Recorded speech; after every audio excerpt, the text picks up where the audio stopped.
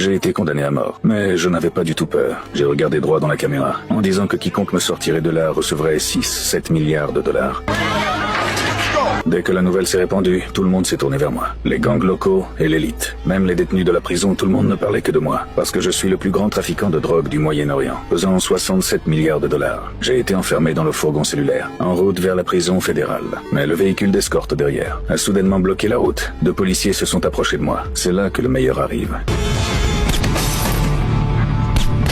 Le premier à agir a été le policier chargé de me surveiller. Il a pris les clés et a directement détaché les menottes. 6-7 milliards de dollars étaient sur le point de tomber dans sa poche. Mais un agent du SWAT qui passait par là a remarqué tout ce manège. Le coéquipier du policier a sorti son pistolet et a commencé à tirer comme un fou, mais ça n'a servi à rien. L'agent du SWAT l'a couché d'une seule balle. L'autre policier s'est empressé de me pousser dans la voiture. Mais avant qu'il n'ait le temps d'y monter lui-même, l'agent du SWAT l'a éliminé directement sur le bord de la route. J'ai enfoncé la pédale de gaz au plancher au volant de la voiture de police, renversant tout sur mon passage, mais je n'ai pas réussi à m'échapper. J'ai été capturé à nouveau, mais cette prime de 6-7 milliards a poussé tout le monde à se battre comme des fous. La police a compris qu'elle avait un problème majeur. Ils ont immédiatement changé de plan. Cette fois, ils ont décidé de me transférer en hélicoptère. Mais ce n'était toujours pas suffisant. Mes hommes avaient des yeux partout.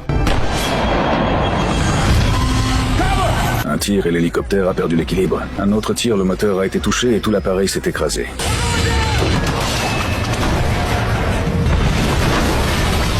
C'est ça, le pouvoir de l'argent. Les policiers étaient complètement sous le choc. Ils cherchaient un nouveau plan en pleine panique. Très vite, tous les policiers de la ville ont été mobilisés. Le convoi s'étirait sur un demi-pâté de maison. Des hélicoptères dans le ciel, tout ce grand spectacle juste pour mon transfert. Mais le convoi venait à peine de démarrer, qu'un vieil homme traversant la rue a bloqué tout le convoi. L'agent de circulation lui a hurlé dessus pour qu'il dégage de la route.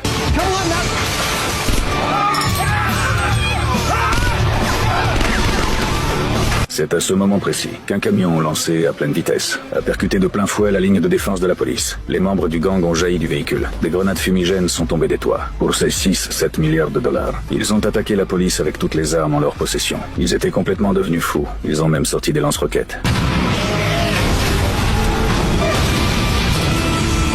Quand la fumée s'est dissipée, le chef du gang a enfin ouvert la porte du fourgon de transport. Mais à l'intérieur, il n'y avait qu'un mannequin. Tout cela n'était qu'un stratagème de la police. La police avait trompé tout le monde. Le vrai moi était dans un passage souterrain. L'équipe du SWAT m'escortait à travers le tunnel. Nous sommes montés dans une voiture qui nous attendait déjà, pour continuer notre route vers la prison fédérale. Mais je n'avais pas encore l'intention de rester là. J'ai regardé les agents du SWAT à côté de moi, et je leur ai demandé combien ils gagnaient. Ensuite, j'ai augmenté la mise. J'ai proposé à ces 3 hommes de me libérer en échange de 6-7 milliards de dollars chacun.